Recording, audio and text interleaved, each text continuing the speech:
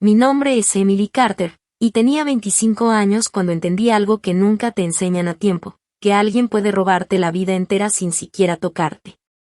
Acababa de salir del hospital después de una cirugía de emergencia. Todavía estaba tan débil que caminar desde el coche hasta la puerta de mi departamento se sentía como cruzar un campo interminable. Cada paso me pesaba. Me acuerdo perfecto, una mano apoyada en la pared para no caerme, la otra sosteniendo mis papeles médicos, arrugados por el sudor y el cansancio. En ese momento, lo único que quería era llegar a mi cama, cubrirme con mi cobija, y desaparecer en el silencio de ese pequeño lugar que, por primera vez, era completamente mío. Mi espacio. Mi esfuerzo. Mi independencia. Pero cuando abrí la puerta, todo se rompió. No había cama. No había cobija. No había hogar. El departamento estaba vacío, no desordenado, no saqueado como en una película, vacío, como si nunca hubiera vivido nadie ahí. Como esos departamentos de muestra que ves antes de mudarte, pero sin muebles, sin vida, sin historia. Mi escritorio de trabajo, el que mandé a hacer a medida, había desaparecido.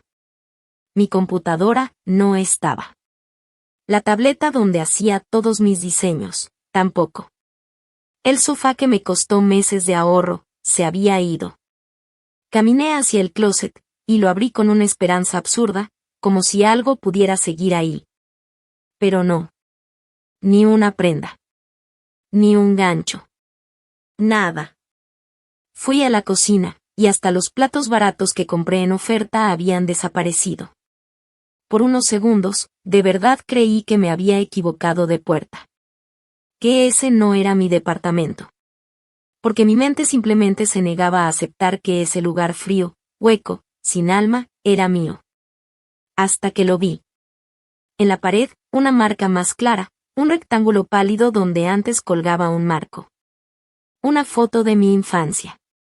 Ese pequeño detalle fue suficiente para que todo se derrumbara dentro de mí. Sentí un vacío en el estómago más fuerte que cualquier dolor que hubiera sentido en el hospital. Entonces lo entendí, no solo se habían llevado muebles. Se habían llevado mi historia. El relicario de plata que me dejó mi abuela, desaparecido. Las cartas antiguas que ella guardaba desde los años 50, las que yo protegí en cada mudanza, ya no estaban. Las fotos familiares, recuerdos que no tienen reemplazo, también se habían ido. Todo. Mis manos temblaban tanto que apenas podía sostener el teléfono cuando llamé a mi mamá. Contestó casi de inmediato, como si ya supiera que yo iba a llamar. Le pregunté qué había pasado con mi departamento, y ella se rió. Se rió. Con una calma que todavía me da escalofríos, me dijo, Emily, estabas jugando a ser independiente, yo solo limpié esa fantasía. Después, como si nada, me explicó que ya habían vendido la mayoría de mis cosas. Mi laptop. Mis muebles. Mi ropa. Incluso la caja donde guardaba mis fotos de infancia. Cuando le exigí saber cómo había logrado hacer algo así, me respondió con una frialdad que no voy a olvidar nunca. Le dijeron al propietario que yo había muerto por complicaciones de la cirugía. Muerta. Esa fue la historia que usaron para entrar, vaciar mi vida, y desaparecer con todo. Intenté volver a llamar, pero ya me habían bloqueado en todas partes. Sin explicación. Sin remordimiento. Sin nada. 3 años después, mi teléfono sonó a las 5 de la mañana. Ese tipo de llamada que sabes que trae algo malo antes de contestar. Era mi hermano.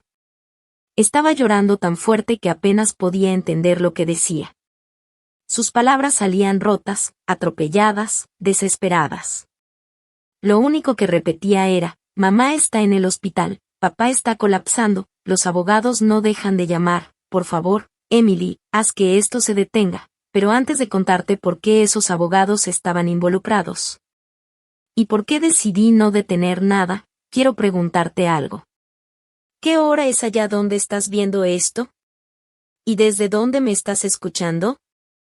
Porque quiero saber hasta dónde llega esta historia, porque lo que pasó después de esa llamada me dejó una lección que nunca voy a olvidar. Hay personas que solo usan la palabra familia, cuando necesitan que perdones lo que ellos decidieron destruir. La primera noche que dormí en el sofá de Nora Bennett, casi no dormí. Cada pequeño ruido me despertaba. Juraba que escuchaba la puerta de mi departamento abrirse otra vez, como si todo fuera a repetirse. Mi cuerpo seguía luchando contra la infección. Cada movimiento jalaba los puntos de la cirugía. Sentarme, levantarme, incluso respirar profundo, dolía. Y todo lo que tenía conmigo cabía en una sola bolsa de plástico del hospital. Mis papeles médicos. Un cargador de celular. Y la ropa que llevaba puesta el día que me desplomé. Eso era todo lo que me quedaba en el mundo. Todo lo demás había sido vendido, tirado o sacado de mi hogar por las dos personas que siempre dijeron que solo querían lo mejor para mí. Nora me repetía que podía quedarme el tiempo que necesitara. Y lo decía de corazón, pero yo podía ver la preocupación en sus ojos. Sobre todo cuando intenté entrar a mis cuentas de trabajo desde el celular y entendí la magnitud del desastre. Yo era renderista arquitectónica freelance. Mi trabajo no era algo que pudiera improvisar. Dependía de programas pesados, archivos complejos, carpetas organizadas, contratos, facturas, bocetos, versiones, meses enteros de proyectos guardados con precisión. Mi computadora no era solo una herramienta. Era mi ingreso. Mi reputación. Mi credibilidad. Era la confianza de clientes que habían apostado por mí, clientes que nunca se habían metido en mi vida personal, hasta que de pronto sus proyectos desaparecieron junto con mis discos duros robados. En la primera semana después de salir del hospital, perdí 3 clientes. Uno fue amable, me dijo que me enfocara en mi salud. Otro intentó entender, pero necesitaba a alguien confiable. El tercero, simplemente dejó de responder. Y no lo culpo. Desde afuera, todo sonaba absurdo. Mi madre entró a mi departamento mientras yo estaba hospitalizada, vendió todas mis cosas, y le dijo al propietario que yo había muerto.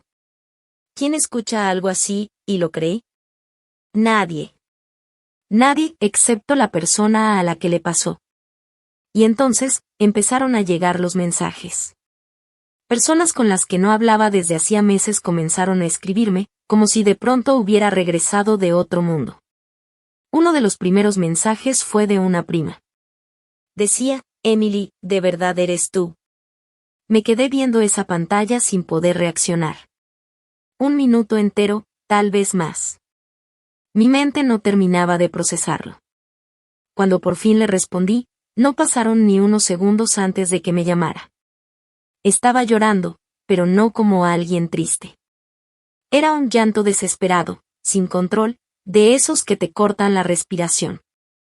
Apenas podía hablar. Entre sollozos me preguntó por qué mi mamá había publicado que yo había muerto. Ahí fue cuando entendí que esto, ya no era solo sobre mi departamento. Era mucho más grande. Mis padres no solo habían vaciado mi casa, habían construido una historia completa alrededor de mi muerte. Le dijeron a familiares, amigos de toda la vida, incluso a vecinos, que yo había fallecido por complicaciones repentinas después de una cirugía. Decían que estaban destrozados. Que todo había pasado de forma inesperada. Que estaban intentando mantenerse fuertes frente a una pérdida imposible de aceptar. La misma mujer que se rió de mí por teléfono, había subido una foto mía de la preparatoria, con un mensaje diciendo que ningún padre debería tener que enterrar a su hija. El mismo hombre que ayudó a vender mis herramientas de trabajo, estaba recibiendo tarjetas de condolencias de vecinos que creían que estaba de luto. La comunidad donde vivían, una zona elegante, llena de gente correcta, les mandó comida. Una mujer de su círculo organizó una colecta para ayudarlos con los gastos. La gente les dio dinero. Dinero, porque creían que yo estaba muerta. Recuerdo estar sentada en el sofá de Nora, con unos pants que ella me había prestado, viendo capturas de pantalla que me mandaba mi prima, y sentir algo dentro de mí completamente inmóvil. Como si todo se hubiera congelado. Había comentarios de personas diciendo que rezaban por mis padres. Corazones. Mensajes llenos de cariño. Gente describiéndome como una hermosa alma. Otros admirando la fortaleza de mis padres. Y yo. Yo estaba viva. Sin dinero. Débil. Durmiendo bajo una cobija prestada, mientras ellos recibían apoyo, comida y consuelo por una muerte que ellos mismos inventaron. Intenté contactar directamente a otros familiares. Algunos me creyeron de inmediato. Otros entraron en pánico. Y algunos me acusaron de ser cruel. De jugar con algo tan serio. De hacerme pasar por Emily, como si yo fuera una impostora. Entonces la historia volvió a cambiar. Cuando empezaron a surgir dudas, mis padres ajustaron la versión. Ahora decían que sí, que yo estaba viva, pero que no estaba bien. Que el dolor los había confundido. Que siempre había sido problemática. Que exageraba todo. Que los había abandonado, y que ahora los acosaba porque quería atención. En solo una semana, pasé de estar muerta, a ser inestable, a ser interesada. Dependiendo de qué versión les funcionara mejor. Nora me acompañó a una biblioteca pública porque ya no tenía computadora.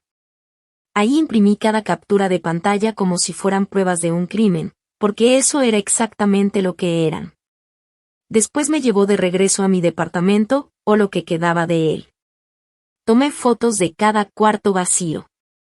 De las paredes desnudas. Del eco que ahora llenaba el espacio que antes era mi hogar. Cuando el propietario me vio, su cara cambió completamente. Era como si quisiera desaparecer en ese mismo instante. Admitió todo. Mis padres le dijeron que yo había muerto. Tenían una copia de la llave. Tenían documentos médicos antiguos donde aparecían como contactos de emergencia. Le dijeron que necesitaban vaciar el departamento rápido, porque ver mis cosas les causaba demasiado dolor. Y él les creyó.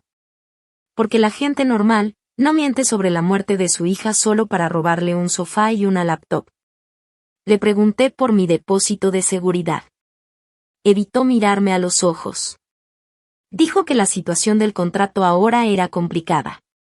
No dije nada más. Me di la vuelta y salí, antes de decir algo que no pudiera retirar. Durante 3 meses, reconstruí mi vida desde cero. Nora me dio la mitad de su closet. Compartió su espacio, su rutina, su paciencia. Compré una laptop usada que apenas podía correr los programas que necesitaba. Se trababa, se apagaba, pero era lo único que tenía. Acepté trabajos pequeños, muy por debajo de lo que sabía hacer. Proyectos mal pagados, urgentes, desgastantes, pero necesitaba dinero. Comía lo más barato que encontraba. Y empecé a hacer una lista. Una lista de todo lo que me habían quitado. Las cosas caras dolían, claro. La computadora. La tableta. Los muebles. La ropa. Pero no era eso lo que más me afectaba. Lo que no dejaba de dar vueltas en mi cabeza, eran las cosas que el dinero nunca podría recuperar. El relicario de plata de mi abuela. Sus cartas escritas a mano, llenas de historia, de amor, de vida. Las fotos viejas, donde aparecía yo de bebé, creciendo, sonriendo, pruebas de que existía antes de que mis propios padres me convirtieran en una historia que podían vender. Fue ahí donde mi enojo cambió. Dejó de ser fuego. Dejó de hacerme temblar. Se volvió frío. Preciso. Silencioso. Permanente. Dejé de preguntarme por qué lo habían hecho. Y empecé a preguntarme cómo iba a demostrarlo. Presenté un reporte con la policía. Pero las cosas no salieron como la gente imagina en historias como esta. Entré a la estación de policía con todo lo que tenía. Mis registros del hospital, todavía con el olor a desinfectante. Fotos de mi departamento vacío, paredes desnudas, habitaciones sin vida. Capturas de pantalla de las publicaciones de mi madre, donde anunciaba mi muerte como si fuera una tragedia real. Y una lista de todo lo que me habían robado, tan larga, tan detallada, que parecía el inventario de una mudanza completa. De verdad creí que iba a ser sencillo. Pensé que, en cuanto explicara que estaba recuperándome de una cirugía de emergencia mientras mis propios padres vaciaban mi casa y vendían todo lo que me pertenecía, alguien iba a decir, sí, esto es robo. Pero no pasó. El oficial escuchó. Tomó notas. Asintió un par de veces. Y luego empezó a hacer preguntas. Siempre las mismas. Siempre girando en círculos. ¿Tus padres tenían llave? ¿Alguna vez les permitiste entrar antes? ¿Algunas de esas cosas eran regalos de ellos? ¿Podría tratarse de un malentendido? Un malentendido. Sentí como algo dentro de mí se tensaba cada vez que repetía esa palabra. Porque un malentendido no explica que le digan a tu arrendador que estás muerta. Un malentendido no explica que vendan el relicario de tu abuela. Un malentendido no explica que te bloqueen en todos lados en cuanto pides que te devuelvan lo que es tuyo. Se lo dije. Una y otra vez. Pero él nunca dijo que me creyera. Tampoco dijo que les creyera a ellos. Solo dijo que, tal vez era un asunto civil. Que como ellos tenían acceso al departamento. Que como habría que probar la propiedad de cada objeto uno por uno. Que esas cosas tomaban tiempo. Salí de ahí con un número de reporte, y una sensación horrible en el estómago. Porque en ese momento entendí algo muy claro. Mis padres no habían elegido cualquier tipo de crueldad. Habían elegido la peor. La que no se resuelve rápido. La que se pierde en trámites. La que hace que todos te digan que te calmes, mientras tú ves como tu vida se desmorona en silencio. Fue Nora quien encontró al abogado. Al principio, su nombre no me importaba. Yo ya no confiaba en nada ni en nadie. Pero cuando me senté frente a él, algo cambió. Abrió mi carpeta. Revisó cada documento. Escuchó toda mi historia, sin interrumpirme, sin cuestionarme, sin esa mirada de duda que ya conocía tan bien. Y cuando terminé, solo dijo, ellos contaban con que estuvieras demasiado cansada para pelear esto. Esa fue la primera vez, en meses, que sentí que alguien realmente entendía lo que estaba pasando. Me explicó que la parte penal podía ser lenta, incierta, incluso frustrante. Pero que en lo civil era diferente. Si podíamos demostrar que se llevaron cosas que me pertenecían. Que las vendieron sin permiso. Que dañaron mi fuente de ingresos. Y que usaron mentiras para obtener acceso y dinero de otras personas. Entonces teníamos un caso. No iba a ser rápido. No iba a ser limpio. Y definitivamente, no iba a ser barato. Dinero que yo no tenía. Nora fue quien me lo prestó. Y cuando lo hizo, lloré.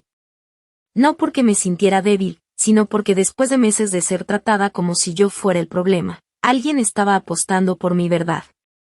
La demanda duró casi 2 años. 2 años completos.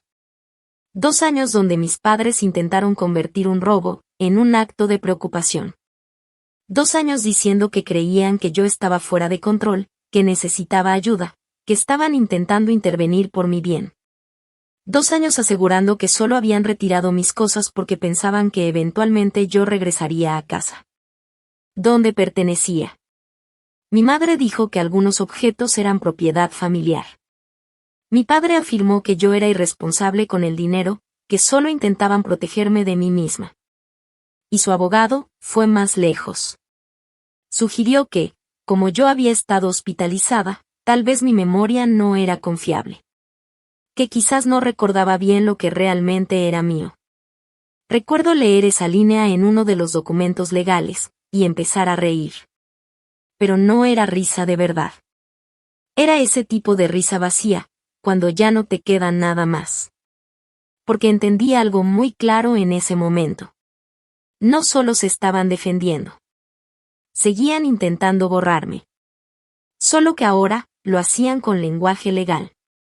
Pero esta vez, yo sí tenía pruebas. Tenía estados de cuenta donde se veía claramente que yo había comprado mi escritorio, mi sofá, mis electrónicos, todo mi equipo de diseño. Tenía fotos de mi departamento tomadas una semana antes de la cirugía, porque había estado armando mi portafolio en mi espacio de trabajo. Tenía correos de clientes, mencionando archivos específicos que estaban guardados en mis discos duros. Tenía una declaración por escrito del arrendador, confirmando que mis padres le dijeron que yo había muerto por complicaciones. Y tenía capturas de anuncios en línea, donde mi madre vendía mis muebles en paquetes. Incluso, uno de los compradores respondió al abogado. Confirmó que había comprado una caja con fotos antiguas y joyería, como parte de lo que mi madre describió como una limpieza de herencia. Una limpieza de herencia. Esa frase se me quedó grabada. Tenía 25 años. Estaba viva. Y mi propia madre había vendido mi infancia, como si yo fuera un recuerdo terminado. Como si ya no existiera. Nora también dio su testimonio.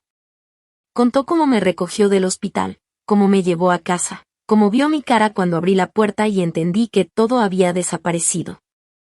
Describió lo pálida que me puse, como repetía lo mismo una y otra vez, sin poder avanzar. Mis fotos ya no están, mis fotos ya no están, como si mi mente se hubiera quedado atrapada en ese único detalle. Porque en el fondo sabía que eso era lo más irreemplazable. Mis padres la odiaron por eso. Mi madre la llamó una mala influencia. Mi padre dijo que ella me había llenado la cabeza de enojo. Pero la verdad era mucho más simple. Nora no me llenó de nada. Solo, fue la primera persona que no intentó vaciarme. Ese era su truco favorito. Cualquiera que me creyera, según ellos, estaba manipulándome. Cualquiera que se atreviera a cuestionarlos, tenía malas intenciones. Siempre era lo mismo. Nunca eran ellos. Pero esta vez, no estaban hablando con vecinos ni con conocidos. Estaban frente a un tribunal. Y el tribunal no se dejó impresionar. Al juez no le importaban las lágrimas, ni las historias bien ensayadas. Le importaban los documentos. Las fechas. Los recibos. Las contradicciones. Preguntas simples, pero imposibles de esquivar. ¿Por qué le dijeron al arrendador que yo había muerto, si esto era una intervención familiar? ¿Por qué vendieron mi equipo, si supuestamente estaban protegiendo mi futuro? ¿Por qué aceptaron dinero de un memorial, si sabían que yo estaba viva? ¿Y por qué me bloquearon, en lugar de devolverme mis cosas? Mi madre lloró en la corte. Lloró como si eso pudiera borrar todo lo que había hecho. Mi padre parecía molesto. Como si no pudiera entender por qué sus lágrimas no eran suficientes esta vez. Cuando finalmente salió la sentencia, la leí 3 veces. 3. Porque mi mente no terminaba de creerlo. Había ganado. $41,600. Por el valor de mis cosas. Por el ingreso que perdí. Por el daño emocional. Y una parte de los gastos legales. No era suficiente. No era suficiente para recuperar el relicario de mi abuela. No era suficiente para traer de vuelta mis fotografías. No era suficiente para devolverme los meses que pasé reconstruyendo mi vida desde un sofá prestado. Pero era oficial. Estaba escrito. Validado por alguien a quien no podían manipular. Apelaron, por supuesto. Dijeron que la cantidad era injusta. Que el tribunal no había entendido sus intenciones. Que yo estaba castigándolos, en lugar de buscar una solución. Perdieron. Cuando la apelación fue rechazada y la sentencia se volvió definitiva, no celebré. No hubo lágrimas de alegría. No hubo gritos. No hubo festejos. Me senté en mi pequeño escritorio de segunda mano, ese que apenas cabía en la esquina del cuarto. Puse la orden del tribunal a un lado, junto a la única foto escaneada que me quedaba de mi abuela. Y en voz baja, susurré, ahora, cobramos. Porque hay algo que la gente no entiende sobre la venganza. El momento más ruidoso, casi nunca es el más importante. Mis padres esperaban una reacción. Querían que gritara. Que los amenazara. Que me apareciera en su casa. Que llorara frente a la familia, para poder volver a pintarme como inestable. Pero no les di nada de eso. Durante 3 años, me volví silenciosa. De una forma que incomoda. Organizada. Precisa. Imparable. Creé carpetas. Líneas de tiempo. Archivé cada captura, cada mensaje, cada publicación donde fingían dolor por una hija que sabían perfectamente que seguía viva. Solicité copias completas de mis registros médicos. Obtuve una declaración formal del arrendador. Guardé cada documento legal en sobres etiquetados. Anoté nombres. Las personas que donaron dinero. Las personas que escucharon versiones distintas de mi muerte. Y después, empecé a reparar el daño. Una persona a la vez. No mandé textos largos llenos de emociones. Mandé pruebas. A mi tía, le envié las fechas de mi ingreso y salida del hospital. A mi prima, le mandé la sentencia completa.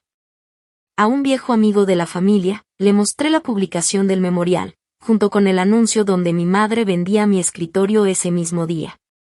Algunos se disculparon de inmediato. Otros guardaron silencio, porque era más fácil que admitir que habían ayudado a difundir una mentira. Y algunos, dijeron que me creían, pero que debía seguir adelante. Esos fueron los más claros para mí. No negaban lo que pasó, solo querían que la verdad fuera menos incómoda. Mis padres vivían en una casa grande en North Hills.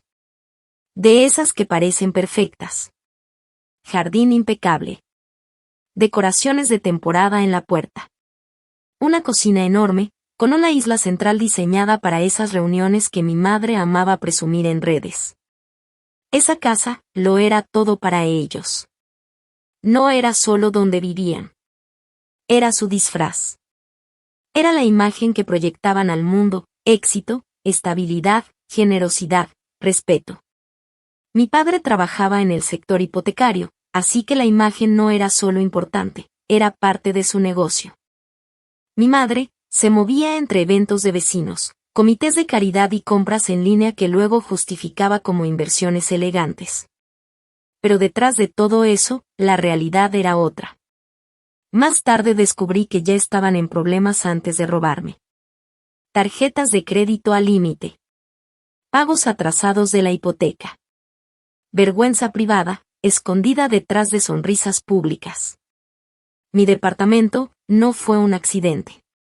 Fue una solución rápida. Dinero inmediato, envuelto en una tragedia falsa. Cuando la sentencia se volvió definitiva, mi abogado me preguntó si quería negociar. Si quería llegar a un acuerdo. Le dije que no. Mis padres no habían pagado ni un solo dólar. Habían ignorado la orden, igual que ignoraron mis llamadas el día que encontré mi vida vacía. Así que no. No iba a negociar. Iba a hacer que pagaran. Y entonces, comenzamos el proceso para ejecutar la sentencia. Entonces empezó la parte que ya no se podía esconder. No más historias. No más lágrimas falsas. No más publicaciones dramáticas. Ahora, eran consecuencias reales. Se colocó un gravamen sobre su casa. El salario de mi padre comenzó a ser retenido directamente. Sus cuentas bancarias fueron intervenidas por vías legales. De pronto, todo dejó de ser emocional. Se volvió financiero. Público. Imposible de maquillar. El trabajo de mi padre se enteró. La asociación de vecinos empezó a escuchar rumores. Y las mismas personas que habían aportado dinero al memorial, comenzaron a hacer preguntas incómodas. Porque algo no cuadraba. ¿Cómo era posible que la hija que habían llorado, ahora estuviera cobrando legalmente a sus propios padres? Ahí fue cuando sus mentiras empezaron a desmoronarse. Porque mentir es fácil, cuando todos están tristes y nadie pide pruebas. Pero en el momento en que llegan documentos oficiales, todo cambia. Una orden judicial no se puede ignorar con una sonrisa. Una mañana, a las 5 en punto, mi teléfono sonó. Número desconocido. Estuve a punto de no contestar. Pero algo, no sé qué, me hizo hacerlo. Al principio, solo escuché respiración agitada. Y luego, llanto. Después, una voz que no había escuchado en 3 años. Isen. Mi hermano. 3 años sin una llamada. 3 años sin un mensaje. 3 años después de verme desaparecer, y quedarse en silencio. Lloraba tan fuerte que apenas podía hablar. Mamá está en el hospital, papá está perdiendo el control, los abogados no dejan de llamar, el banco volvió a marcar, los vecinos quieren su dinero de regreso. Su voz se rompía con cada palabra. Emily, por favor, haz que esto se detenga, me senté en la cama. Completamente despierta. Le pregunté algo muy simple. ¿Qué exactamente quieres que detenga? Y empezó a enumerarlo todo. El gravamen. Los descuentos de salario. Las llamadas. Las preguntas. La vergüenza. Dijo que mi mamá había tenido un ataque de pánico tan fuerte que tuvieron que llamar a una ambulancia. Que mi padre no dormía. Que la casa estaba en riesgo. Que todos los estaban señalando. Y entonces, su tono cambió. Más frío. Más directo. Nos estás destruyendo. Por un segundo, todo regresó. Vi mi departamento vacío otra vez. Las marcas en el piso donde antes había muebles. El espacio vacío donde estaba el relicario de mi abuela. Escuché la risa de mi madre, diciendo que yo solo estaba jugando a ser independiente. Isen seguía llorando, esperando que yo lo consolara. Pero no lo hice. En lugar de eso, le hice una sola pregunta. ¿Tú ayudaste a sacar mis cosas? Silencio. Un silencio pesado, incómodo, definitivo. Y en ese silencio, entendí todo. Susurró que no sabía bien lo que estaba pasando en ese momento. Que estaba confundido. Que pensó que nuestros padres lo estaban manejando. Excusas. Demasiado tarde. Le dije que luego le llamaba, y colgué. No volví a llamar. No esa mañana. No después de 6 llamadas perdidas. No después de escuchar sus mensajes de voz. Ellos pasaron 3 años diciéndole al mundo que yo estaba muerta. Ahora, estaban aprendiendo algo nuevo. Los muertos pueden ser muy pacientes, cuando regresan con documentos en la mano. Esperé 4 días antes de aceptar ir a su casa. No porque tuviera miedo. No porque necesitara calmarme. Esperé, porque ellos me hicieron esperar 3 años por responsabilidad. Y quería que entendieran algo muy claro. Esta conversación iba a suceder en mi tiempo. No en el de ellos. Ese sábado por la tarde, cuando entré al camino de entrada, la casa se veía exactamente igual. Perfecta. Impecable. Y completamente falsa. El césped recortado al milímetro. Macetas perfectamente alineadas en el porche. Una corona elegante en la puerta, de esas que mi madre describiría como sutil, pero de buen gusto. Desde afuera, parecía el hogar de personas que lo tienen todo bajo control. Pero yo ya sabía la verdad. Isen abrió la puerta antes de que tocara. Se veía diferente. Más delgado. Cansado. Y con ese enojo disfrazado, ese que tienen las personas que quieren que sientas lástima por ellas. Pero no. Ya no. Eso, ya no lo merecían. Empezó a hablar de inmediato. Mamá ya está en casa, papá apenas puede con esto, tienes que escucharlos, no son monstruos. Pasé junto a él sin responder. Entré directo a la sala. Ahí estaban. Sentados en el sofá. Pero no estaban solos. Había 2 personas más. una mujer que solía asistir a los eventos de caridad de mi madre, y un hombre que trabajaba con mi padre en el comité financiero de la comunidad. Y en ese momento, casi me reí. Porque lo entendí de inmediato. No habían invitado testigos para la verdad. Habían invitado público, para su actuación. Mi padre se levantó primero. Con esa postura firme, esa voz controlada. Y dijo que pensaban que sería útil tener personas neutrales presentes. Para que todos pudiéramos avanzar, hacia la sanación. Le respondí sin rodeos. No había nada neutral en personas que habían donado dinero a un memorial, para una mujer que estaba ahí, de pie, viva, frente a ellos. La mujer volteó a ver a mi madre. Mi madre bajó la mirada. Y en ese instante, lo supe. No les habían contado todo. Mi padre intentó recuperar el control. Enderezó la espalda, tomó aire, y habló como si aún pudiera dirigir la escena. Dijo que la familia ya había sufrido suficiente. Que sí, se habían cometido errores, pero que llevar esto a abogados solo iba a causar más dolor. ¿Errores? Le pregunté exactamente a cuál error se refería. ¿Abrir mi departamento mientras yo estaba recuperándome de una cirugía? ¿Vender mi equipo de trabajo? ¿Decirle al arrendador que yo había muerto? ¿Aceptar dinero de vecinos que creían que estaban ayudando con gastos funerarios? El aire en la sala se volvió pesado. Nadie se movió. El hombre del comité vecinal se acomodó incómodo en su silla. Mi madre, finalmente, empezó a llorar. Pero esta vez no me conmovió.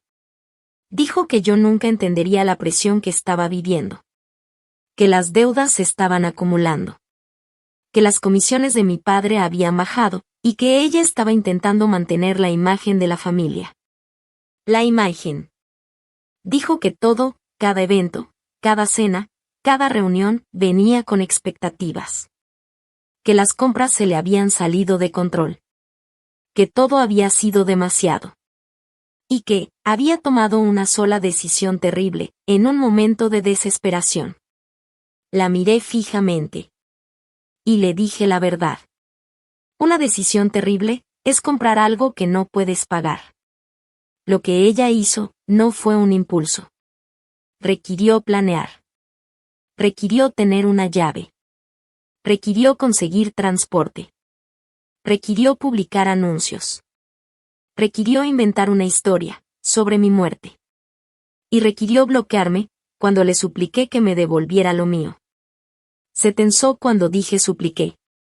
Y no voy a mentir, me dio algo de satisfacción. Porque por primera vez, estaba sintiendo una fracción de lo que yo sentí. Mi padre intervino.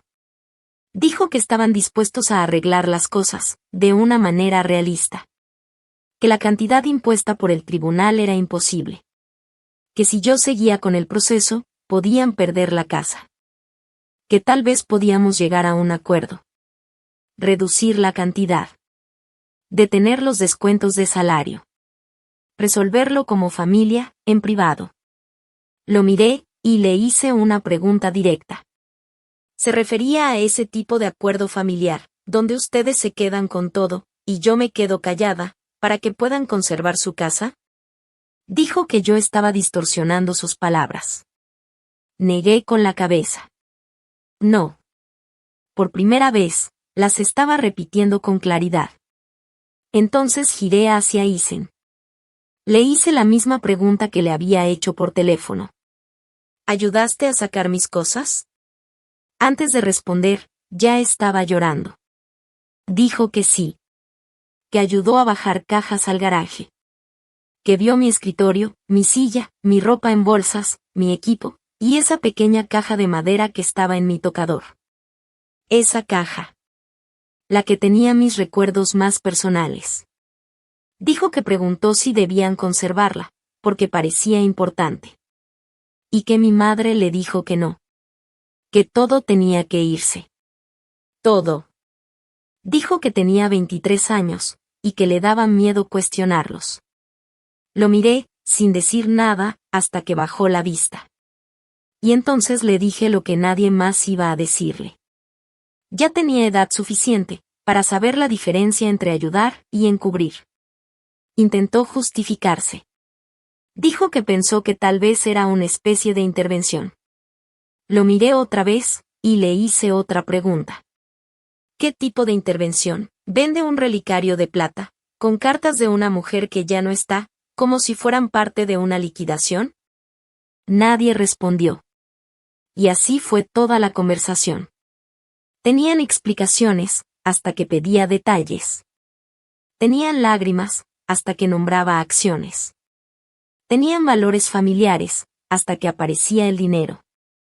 Mi madre dijo, con la voz rota, sigo siendo tu madre. La miré, y respondí sin titubear, tú dejaste de serlo, el día que le dijiste al mundo que yo estaba muerta. La mujer del vecindario finalmente habló. Su voz era baja, casi insegura.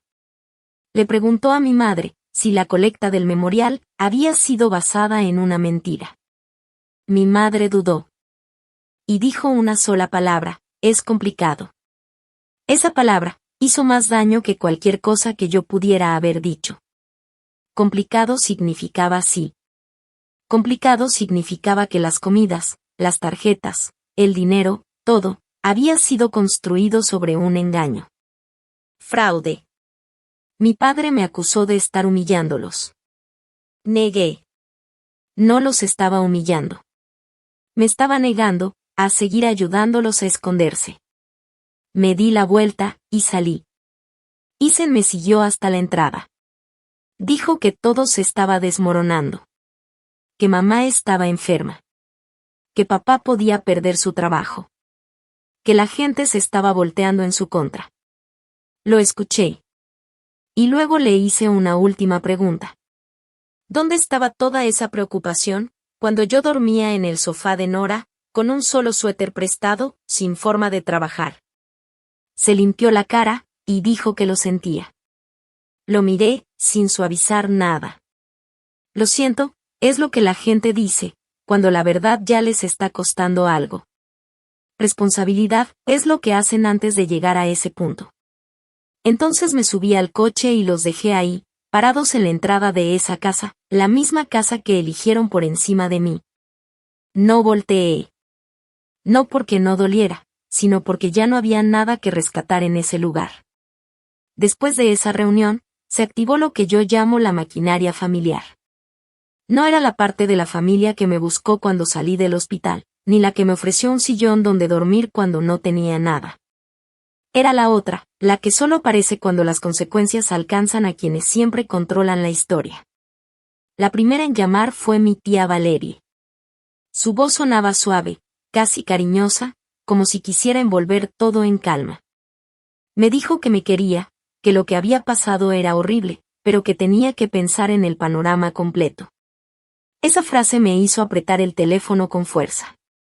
Le pregunté, sin rodeos, qué clase de panorama incluía vender las fotos de mi infancia. Hubo un silencio incómodo, seguido de un suspiro largo, como si yo fuera el problema. Me respondió que nadie estaba defendiendo lo que hicieron, que solo buscaban una solución que no destruyera a toda la familia. Después llamó mi tío Mark. Su tono era distinto, más firme, como si estuviera dando una lección. Dijo que los tribunales no eran lugar para resolver heridas familiares. Yo le contesté que las casas familiares tampoco deberían ser el lugar donde se roban pertenencias, pero ahí estábamos. Luego llegó el mensaje de mi prima Paige. Largo, cuidadosamente escrito, lleno de palabras que intentaban sonar neutrales. Me preguntó si realmente necesitaba todo ese dinero, o si solo estaba tratando de castigarlos. Me quedé viendo la pantalla un buen rato. Escribí una respuesta. La borré. Escribí otra. También la eliminé. Al final, no le di explicaciones. Solo le mandé la resolución del juicio, y una foto de mi departamento vacío, con las paredes desnudas y el eco de lo que ya no estaba. Pasaron 2 días sin respuesta. Cuando por fin contestó, solo escribió, no sabía que estaba tan mal. Esa frase se repitió una y otra vez en diferentes voces. Ese se volvió el patrón. Todos sabían lo suficiente para opinar, pero no lo suficiente para sentirse culpables. Mientras tanto, mis padres empezaron a ajustar su versión. Ya no negaban todo. Ahora decían que habían cometido errores. Que manejaron mal la situación de mi departamento. Que el miedo, las deudas y la presión nublaron su juicio. Y, por supuesto, añadían que yo ya había ganado en la corte, y que ahora era yo quien se negaba a dejar que la familia sanara. Era una jugada brillante, de la peor manera posible. Admitían lo justo para parecer humildes, pero no lo suficiente para asumir responsabilidad real. Y en ese mismo movimiento, me convertían a mí en la villana por no soltar el tema. Todo explotó en acción de gracias. Valeria organizó la cena. Me dijo que sería bueno para mí volver a estar con la familia, que necesitaba ese acercamiento. Nunca mencionó que mis padres también estarían ahí. En cuanto entré al comedor y los vi sentados en el sofá, sentí como el cuerpo se me tensó por completo. Por un segundo consideré dar media vuelta e irme. Ethan estaba a su lado, pálido, rígido, como si ya supiera lo que venía. Mi padre se veía más cansado, pero no arrepentido. Y mi madre parecía frágil de una forma demasiado perfecta para ser real. Suéter suave, sin maquillaje, manos temblando alrededor de una taza de té. Cada detalle calculado. El silencio que cayó en la habitación cuando crucé la puerta lo dijo todo. Todos estaban esperando. No una cena, un espectáculo. Ni siquiera habíamos empezado a comer cuando Mark sugirió que nos sentáramos a hablar desde el corazón. Solté una risa corta, sin humor. Dije que no tenía interés en una sesión sorpresa de terapia familiar. Aún así, mi padre se puso de pie. Enderezó los hombros como si estuviera frente a una audiencia importante. Dijo que quería disculparse públicamente. Que él y mi madre habían estado bajo una presión financiera extrema.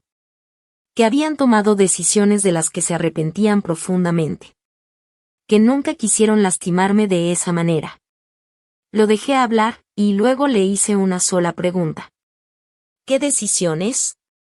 Parpadeó, sorprendido. Dilas, le dije, mirándolo fijo. Titubeó antes de responder. Tomamos algunas de tus cosas. Negué con la cabeza, sin apartar la mirada. Vaciaron mi departamento mientras yo estaba en el hospital. Se quedó callado un segundo, y luego asintió. Sí. No lo dejé avanzar. ¿También estás arrepentido de decirle a mi arrendador que yo estaba muerta? Eso fue un malentendido terrible, respondió, apresurado. Incliné ligeramente la cabeza. ¿Quién malinterpretó mi pulso? Nadie se rió. Nadie dijo nada. Mi madre empezó a llorar, con ese llanto suave que parecía diseñado para despertar compasión. Dijo que no podía vivir siendo atacada de esa manera para siempre. Que ya se había disculpado. La miré sin suavizar la voz. Te disculpaste por estar bajo presión, no por lo que hiciste. Sus ojos se endurecieron por un segundo, aunque intentó ocultarlo. ¿Qué quieres? ¿Que me arrastre? Quiero que digas la verdad sin adornarla. El aire en la habitación se volvió pesado. Entonces decidí dar el siguiente paso. Pregunté por el dinero del memorial, frente a todos. El cambio fue inmediato. Varias personas se miraron entre sí, confundidas. Algunos claramente no sabían nada de eso. La mandíbula de mi padre se tensó. Mi madre dudó antes de hablar. La gente dio porque quiso, nosotros nunca pedimos nada. Di un paso hacia adelante. Aceptaron dinero por una hija muerta, que estaba viva, suplicando que le devolvieran sus cosas. El golpe de esas palabras quedó suspendido en el aire. De repente, Ethan golpeó la mesa con la mano. «Eres imposible», y dijo, con la voz quebrada. «Todos aquí están tratando de avanzar, y tú solo quieres destruirlos». Lo miré fijamente, sin levantar la voz. No. Yo quería $41,600. Hice una pausa, dejando que el número cayera con todo su peso. Eso fue lo que un juez determinó que valían las cosas que me robaron. Valeria intentó intervenir antes de que todo se rompiera por completo. Con ese tono diplomático que siempre usaba, sugirió un plan de pagos, algo pequeño, mensual, para demostrar buena fe. La miré directo y le pedí que hiciera la cuenta en voz alta. Le dije, $50 al mes, ¿cuántos años tomaría? Bajó la mirada. No respondió. Porque ambos sabíamos la respuesta, y también sabíamos lo ridículo que sonaba. Entonces Mark soltó su frase de siempre, como si fuera una ley universal. La familia vale más que el dinero. Sonreí, pero sin alegría. Y qué curioso, porque cuando mis padres necesitaron dinero, lo primero que vendieron fue a la familia. Ese momento fue el punto final. La cena se acabó antes de siquiera empezar. Mi madre rompió en llanto, un llanto fuerte, desbordado, como si quisiera llenar la habitación con culpa. Mi padre me miró con desprecio y dijo que me había vuelto vengativa. Y se negó con la cabeza, frustrado, y me llamó egoísta. No me quedé a ver el postre. Ni siquiera esperé a que alguien más hablara. Salí de esa casa con el mismo nudo en el pecho con el que había entrado, pero esta vez acompañado de una claridad que ya no se iba a ir. Para cuando llegué a mi departamento, el teléfono no dejaba de vibrar. Mensajes, llamadas perdidas, audios. Algunos decían que había arruinado Acción de Gracias. Otros decían que por fin entendían. Y había un tercer grupo, el más cómodo de todos, que repetía lo mismo, que ya no sabían en quién creer. Pero fuera de la familia, la verdad se estaba moviendo más rápido que cualquier versión que ellos pudieran inventar. El vecindario se enteró del fondo memorial. Las personas que habían llevado comida empezaron a hacer preguntas.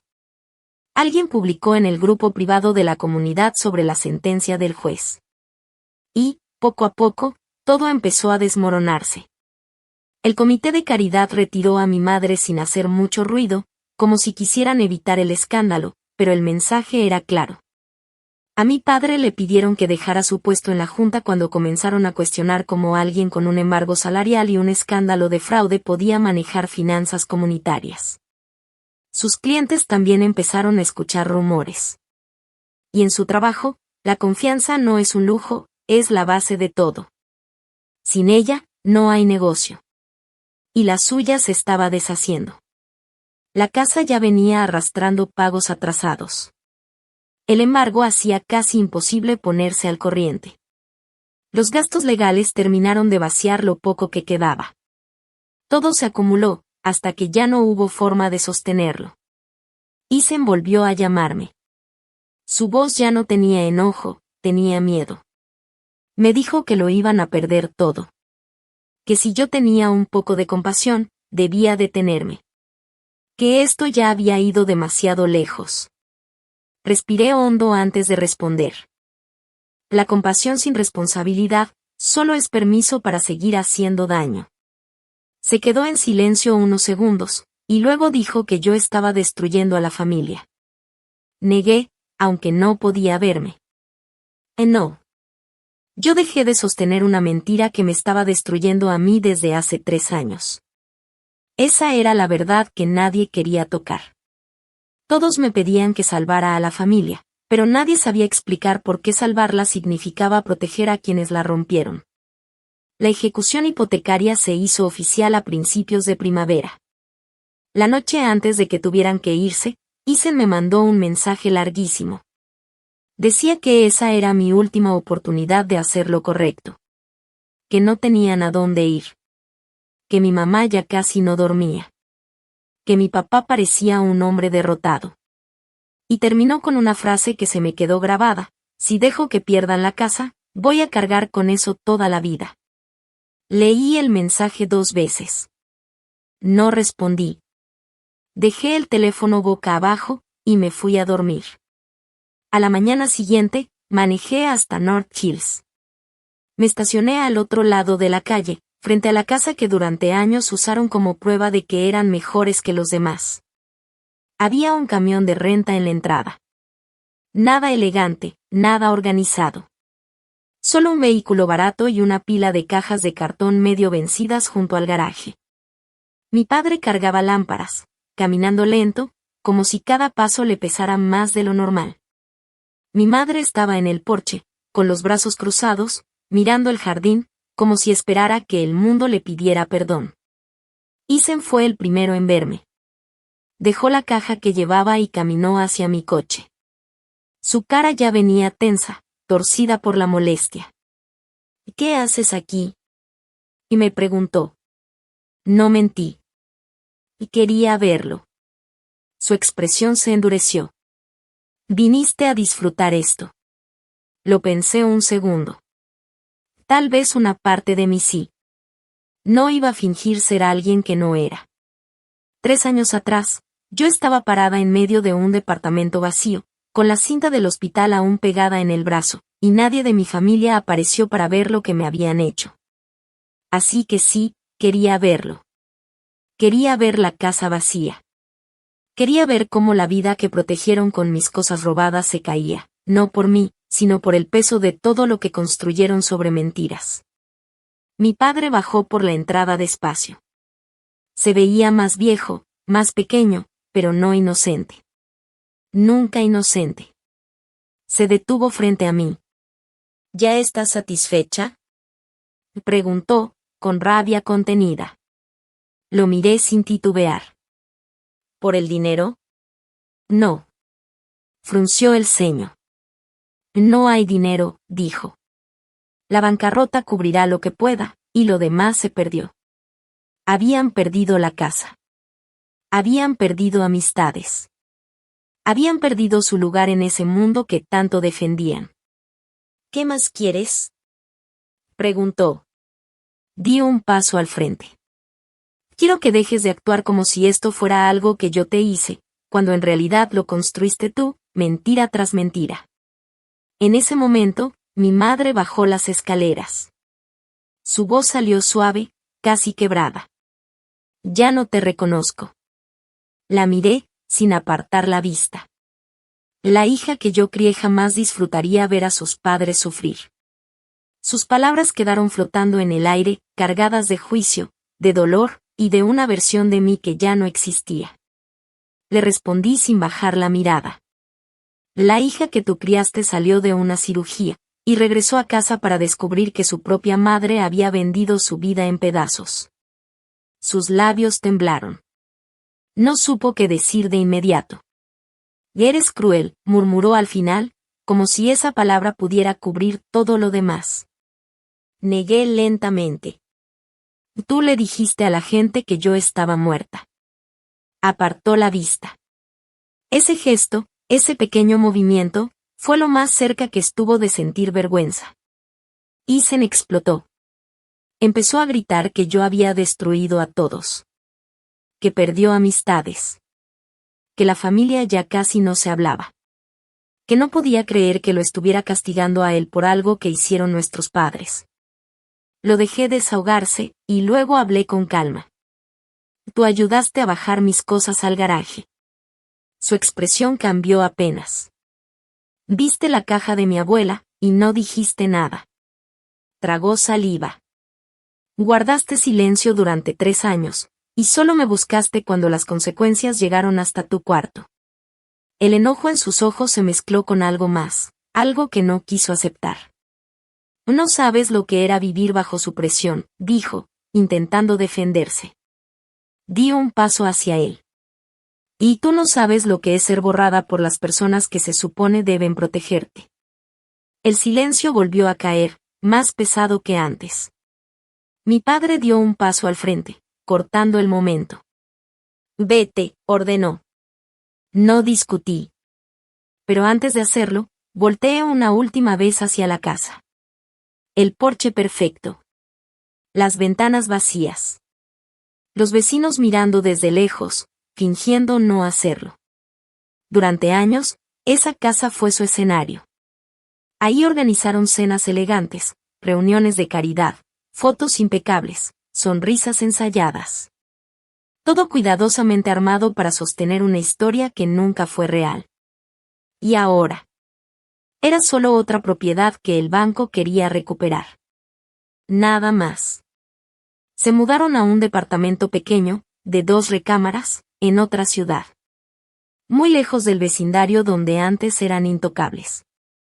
Mi madre consiguió un trabajo de medio tiempo en una tienda de decoración. Irónico, casi poético, considerando todas las cosas bonitas que compró para esconder una vida que se estaba cayendo por dentro. Mi padre tuvo que aceptar un empleo peor pagado. Su reputación en el negocio de préstamos se vino abajo, y con ella, todas las puertas que antes tenía abiertas. La gente dejó de invitarlos. Algunos incluso querían que les devolvieran el dinero del supuesto memorial. Otros simplemente preferían mantenerse lejos del escándalo. Isen se fue a vivir con un amigo por un tiempo. Y cada vez que podía, me señalaba como la culpable frente a cualquiera que quisiera escucharlo. La familia se rompió, en partes que probablemente nunca van a sanar del todo. Valeria y Mark siguen pensando que fui demasiado lejos. Paige, meses después, me pidió perdón. Admitió que eligió la comodidad en lugar de la verdad. Y mi abuela Elaine, ella me llama cada pocas semanas. Me dice que está orgullosa de mí por defenderme, aunque le duele lo que su hijo se convirtió. Esas llamadas valen más de lo que ella imagina. En cuanto a mí, yo reconstruí. No fue rápido. No fue perfecto. Pero fue real. Ahora tengo un nuevo departamento. Uno que armé desde cero, con cosas que volví a comprar poco a poco. Con cerraduras que solo yo controlo. Con un espacio de trabajo incluso mejor que el que me quitaron. Mi negocio de diseño volvió a levantarse. Tengo clientes que confían en mí. Amigos que estuvieron cuando nadie más apareció. Y en una pared, tengo enmarcada la única foto de mi infancia que logré recuperar en digital. Nunca recuperé el relicario de plata. Nunca volví a ver esas cartas. Hay pérdidas que no se reparan, aunque un juez diga que tienes razón. Pero aprendí algo que nadie me puede quitar. La familia no es un permiso para traicionar. El perdón no es algo que otros puedan exigir solo porque la verdad los incomoda. Y la justicia no siempre se ve como gritos o venganza. A veces, la justicia se ve como documentos, paciencia, límites, y la decisión firme de no dejar que alguien reescriba el daño que causó. Mis padres querían que desapareciera, para quedarse con su casa, su imagen, su historia perfecta. Pero fue la verdad la que terminó quitándoles todo eso. Y no me arrepiento. Yo no destruí a mi familia. Solo mostré lo que ya estaba roto desde adentro. Y si algún día alguien usa la palabra familia para quitarte tu paz, tu trabajo, tus recuerdos o tu futuro, hazte esta pregunta. ¿Vas a perdonar a ciegas solo para que todos estén cómodos? ¿O vas a levantarte y obligarlos a enfrentar la verdad?